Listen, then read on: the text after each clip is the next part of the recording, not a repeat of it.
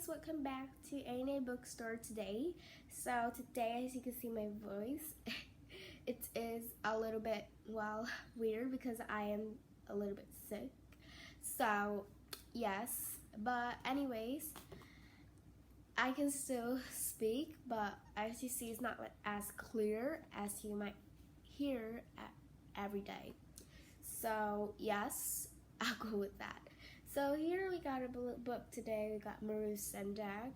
He's an illustrator of the very famous book, which you know in a while after, we read this book. So let's get started. So I tried to highlight most important parts, so like you won't be so bored. Let's get started. So Maurice Sendak was born on June 10, 1928 into two words at once. He lived with his family in Brooklyn, New York. But just as real him, the word that his parents, Philip Sadie, came from. They were both born in Poland in a little Jewish village called Shuttles. His father loved to tell stories from the old country.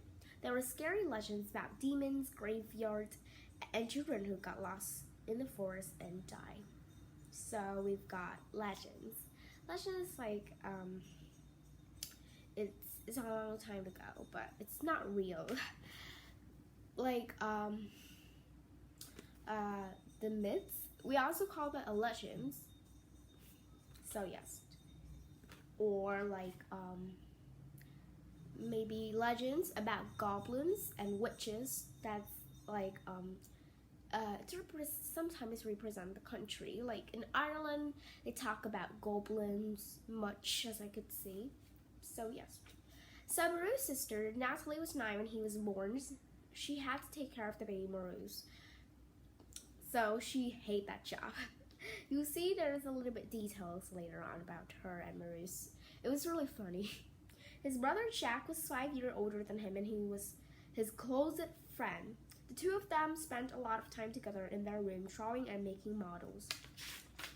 So, yes, you can see I skip a lot of parts. Objects and events from his childhood stayed with Maurice all his life and showed up in books. Mickey Mouse was born the same year as Maurice, and he loved it. So whenever he was at the movie theater, his brother and sister knew that they should get ready to grab Murray because when he so Murray is another name for him at home. So when he see Mickey and scream, he would stand up and scream. So they have sort of like grabbed him. Here, see the pictures. Okay. So other strong memories from his childhood were darker. In 1932, the kidnapping of a baby made headlines across the country. The baby was the son of George and Anne Lindbergh. And, George Lindbergh was the first person to fly a plane nonstop across the Atlantic Ocean. So he was a very famous person. I think you know him. He became the world famous hero. His nickname was Lucky Lindy. The Lindbergh baby was found dead in the woods after a few months after kidnapping. Even though Maurice was not yet 4 years old, the story terrified him. The Lindbergh baby was a perfect little American with blonde curls and dimples. Oh, I read of baby. There was a baby that was, his mother left him in the province. I did not know much, but the detail is just, I just know that a little bit of it. It's like,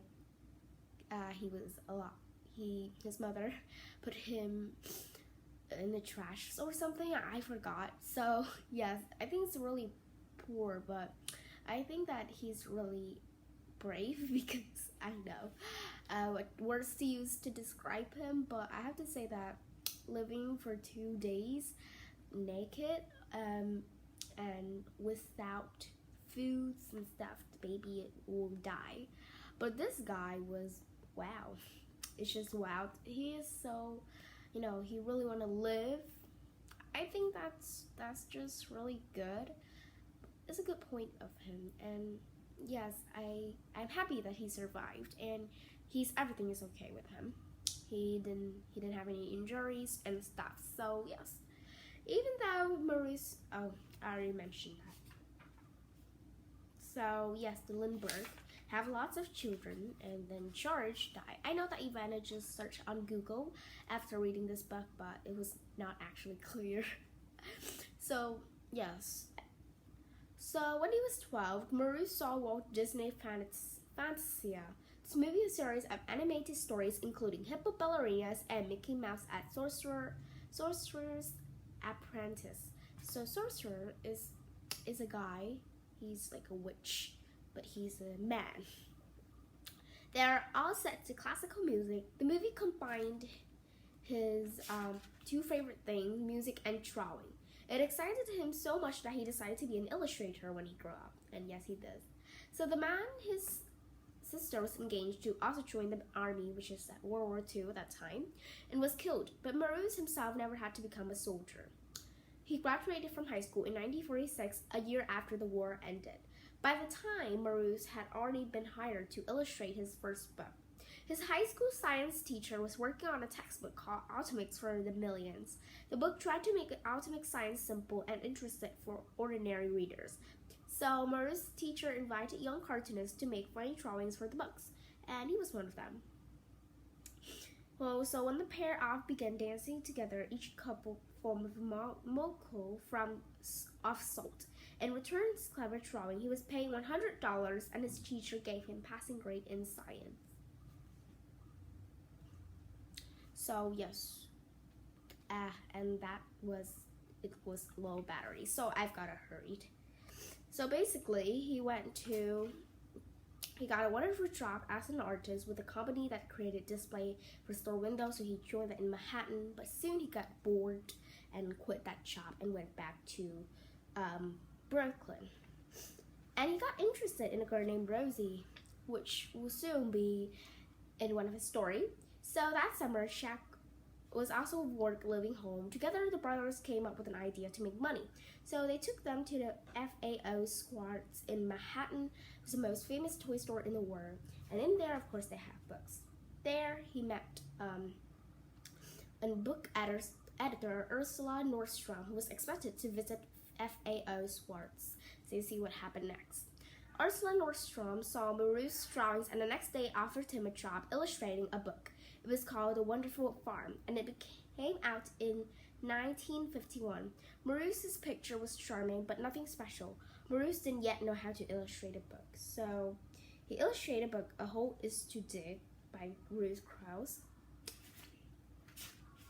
Okay, so after illustrating 2 books, he felt like he could start his own career, so he quit that job. Maurice decided he was desperately need a dog, so in 1953 he bought Jenny, a white Slayham Terrier. He called her the love of my life. He threw Jenny into next book. He illustrated Mrs. Piggle Wiggle Farm. As long as Jenny lived, she appeared somewhere in every book he illustrated. And at that time, he found his love, Ocean Glynn, which is he was gay, but he think that is make his parents unhappy. So yes. So in 1960, he published A Sign on Rosie's Door. The book was based on Brooklyn Rosie, I said he was interested in. By 1963, Maurice had written 7 books and illustrated more than 40. 5 books he illustrated had won Scott Honor medals. It was the highest medal that given to illustrator. Before he began drawing, Maurice wanted to be sure the works were absolutely perfect. The final story is only 338 words, but he thought about every one of them. So he decided to have a book, Where the Wild Things Are, which is one of my favorite books. If you haven't read it, please go check it out. Buy it online on Fasha or Tiki. It is a really good book. It's have a good drawing. I have to say, I admire the drawing there. And the details, I know it's a little bit weird and childish, but it's really good. And it's perfect. And you can learn English from that book, so yes. Go ahead and buy that. So the name is Where the Wild Things Are. So today there are worries, but the parents were worried about reading the book because they were giant and kind of fantasy.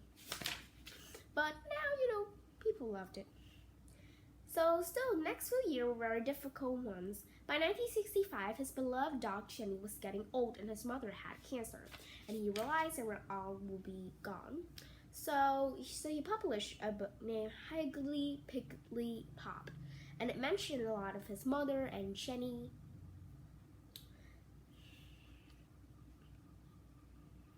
And then his father moved into his apartment. There they wrote a book together named In Grandpa's House, and it was illustration by Maurice Sendak. In 1970, 2 years after his mother's death, his father died as well. So he was sad, but he threw all his childhood ideas into a book that named A Night in the Night Kitchen. So it's basically talk about Mickey Mouse much. So the main character there is Mickey, and he was a baby, and there are 3 evil bakers who wanted to put that baby into the bread, but then he was not scared like Max in Where the Wild Things Are. But in this book, when the baby fell down, first his clothes fell off, and that means he was naked. So some adults didn't want their children to read this book, and some librarians drew and pasted diapers into Mickey before they were willing to put them on the books on the shelf. And it was on the list of most often challenged or banned in libraries. Fortunately, the scandal of Little Naked Mickey did not stop children from loving the story, and in 1971, the book was awarded in Caldecott Honor Medal. So here's the picture. I wish I could buy this. I'm gonna go and check it out if on some apps they have it, and I would be willing to buy and read it. I think it's a really good book because it mentions a lot of parts of his childhood. In 1967, while in England, Maurice discovered that he had a heart attack. So he and Eugene moved into a Connecticut countryside, and there he hired Lynn Carpenter to help around the house. He also bought 2 dogs because he missed Jenny so much, but they got into trouble, so he hired a man named Matthew Margolis to help Maurice train the dogs. They became friends, and Maurice and Matthew wrote books together called Some Swell Pup or Are You Sure You Want a Dog? Once again, he got into trouble because there was some poops. But I think it's normal because at that time people were too tight and too tough about letting children read so ridiculously crazy book. But I think that's just so fine now. So in 1971, he had walked all over Germany gathering material to collection of the Grimm fairy tales and named the Juniper Tree. So basically it's about baby and getting kidnapped by goblins. So he made a book named In the Outside Over There. He remembered the memories from his sister leaving him behind and went out with her boyfriend. So the main character was Ida. So Maurice also adored Mozart's music. He was a pianist. And I remember I have told that book for you. So I hope you go and watch it on Facebook. It is also a really good one. Mozart's, but at the end it's kind of mysterious. So anyways, he wrote a fairy tale story, The Magic Flute, based on the song of Mozart, but it is not the opera. So, but at the end of his life, mostly he directed the operas more than he illustrated book. He also designed one ballet, The Christmas Story, The Nutcracker. In 1983, a long-lost letter was found. It had written by Wilhelm Grimm, one of the brothers Grimm, famous for their fairy tales. In this letter, a little girl named Millie, Wilhelm told an original story. Maurice's 1988 illustrated version of this fairy tale, Dear Millie, was a bestseller not only on children's book lists, but also on adults' book lists. So, that's the end. This book is really short. And then he enjoyed his life much, and Eugene died in 2004 after having lung cancer. And I'm sorry this story is short because I'm short of run out battery. But before he died, he left one unfinished poem dedicated to Jack called My Brother's Book.